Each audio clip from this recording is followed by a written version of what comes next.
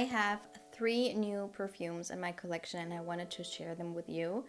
One of them I have been wearing for the last couple of weeks, one of them I have been wearing for the last couple of days, and one of them I just unboxed, but I got to try it a few weeks ago, so let's get into it. Let me start out with the one that I have been wearing the last couple of days, and this is Fugazzi Vanilla Haze.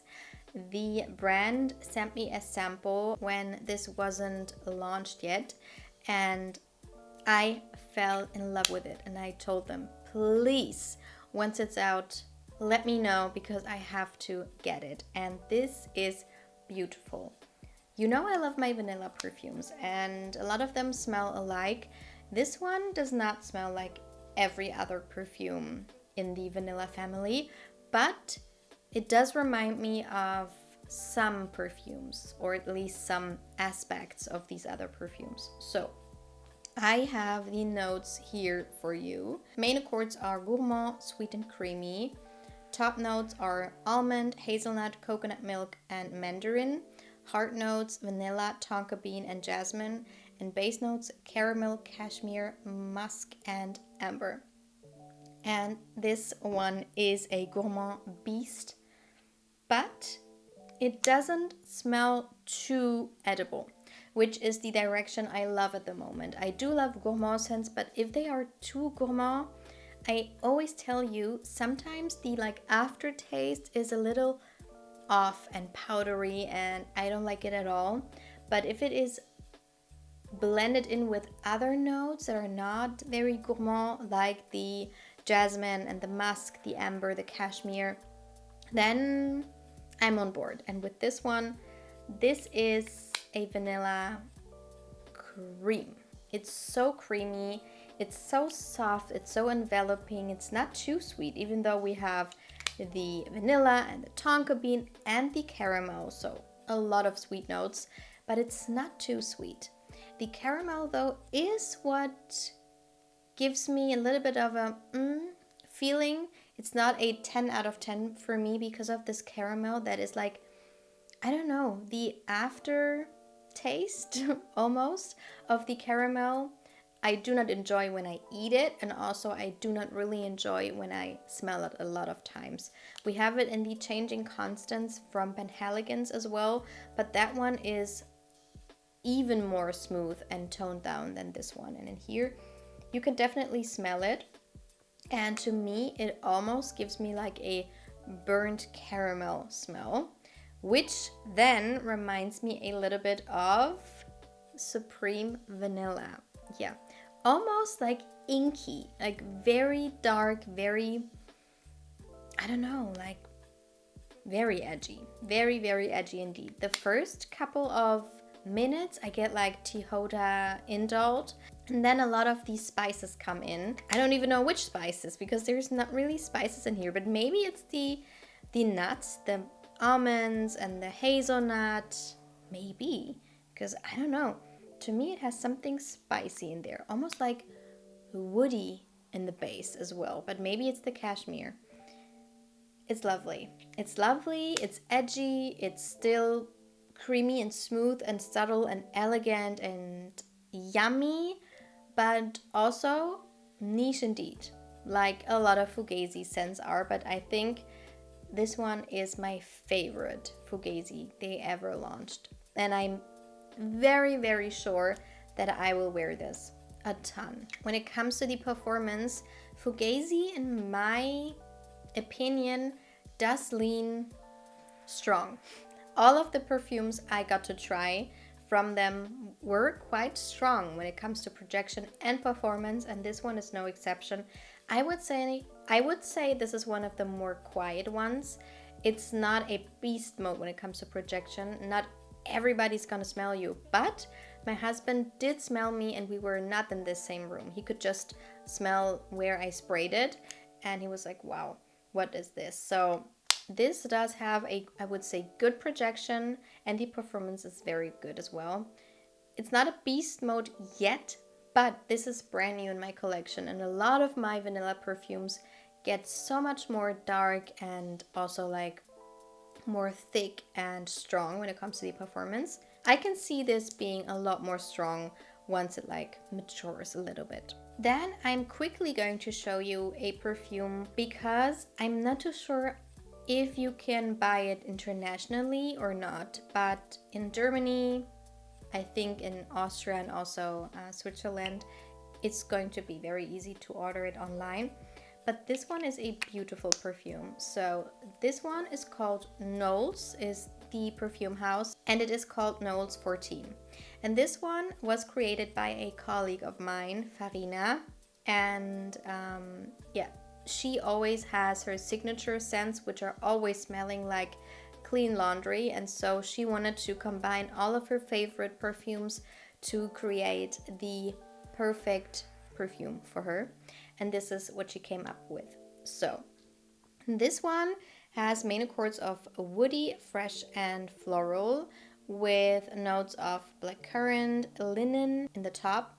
Heart notes are rose, jasmine, and ylang ylang, and the base notes are musk, woods, and ambrox. And if you know the perfume White Musk by The Body Shop, this one gives me that vibe, but mixed in with those beautiful, more mature, elegant florals. So it's a little bit more serious than White Musk. It's a lot more smooth and well blended. It has a better performance. So this one is not a beast, especially when it comes to projection. It's not like everybody's gonna smell you. But when I sprayed it for the first time, I could smell myself 6-7 hours later. It was a skin scent, definitely, but I could smell it still. So that's a good sign, especially for a clean, fresh perfume. And also the White Musk by The Body Shop most of the time gave me a headache. This one never gives me a headache. So this one is just an easy reach perfume. If you love clean laundry, fresh perfumes that you don't have to think about, this one is a beautiful take on that. I love the frosted glass bottle. And because I do love to smell like clean laundry and clean, I have been wearing this perfume a lot. This is the perfume I have been wearing for the last couple of weeks, and this has been my everyday type of scent, especially when I get up to go to the gym. This is the perfect gym scent because you will smell clean and fresh. You will be able to smell yourself, but it's not gonna annoy anybody around you. And then I have the new release by Parfums de Marly, which is called Palatine. And I went to the launch party and I got to try it with my best friend, and she fell in love with the perfume. She loves her powdery, fresh florals that almost lean a little bit vintage. So let me spray this again, because this is the one I just opened up before this video. And I could only test it during the launch party, so not a fair test whatsoever. But I have it here now and I will tell you the notes and the accords. So the main accords are floral, sweet and fruity, with notes of pear, bergamot and mandarin in the top. The heart is magnolia, roses, jasmine, violets, iris and lavender. And the base notes are musk, vanilla, patchouli and sandalwood. This one is not very linear. When I saw what people say it smells like, I was like, okay. They say it smells like Paradox by Prada, which I don't agree with. And they say it smells like Libre by Yves Saint Laurent, which are two very different perfumes. Also, a lot of people say it smells like Elysium pour Femme, which I have not smelled yet. It was released this year as well, but they do share quite a lot of notes I can see right now. But yeah, so this one, first of all, is a powdery, floral, elegant scent that also has this clean girl vibe because of those powdery notes like the violet and the iris make it super clean and powdery. But then, especially in the beginning, you get those beautiful, juicy fruits. You get the pear, you get the bergamot, the mandarin. It's really uplifting and spritzy and fruity and fun. But then it settles down and you get more of the musk, more of the sandalwood. It gets a little bit more creamy and not as fruity anymore. And you definitely always get the violet and the iris. And maybe the rose is what I get the most. In the dry down, it gets quite a bit more powdery. And when I smelled it there, I sprayed it on my hand. I was so excited because the first moment I smelled it, the pear and the bergamot got to my nose, and I was like, oh my god, I love those types of scents. But once it dried down, I was like, I don't know. I would have loved to have the fruity notes still there, like very prominently, but it's not. But then at the same time, it does get a lot more signature worthy and not as spring and summer coated, if you know what I mean. Like if this would be this fruity like the beginning, I don't know if I could wear it now, and especially in the winter time, but because in the dry down especially it gets a lot more clean and powdery, this is definitely a signature scent. And I'm very sure that my best friend will wear it day in, day out.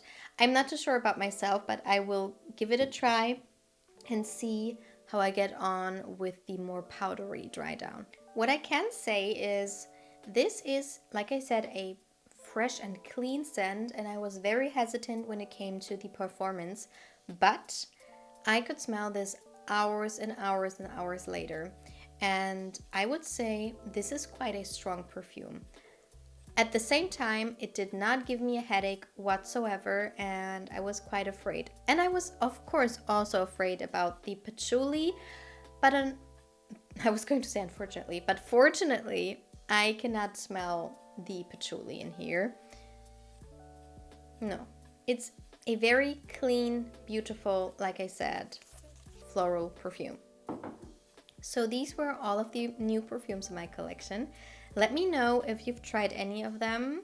Do you want to try them? And I hope to see you in my next video. Bye!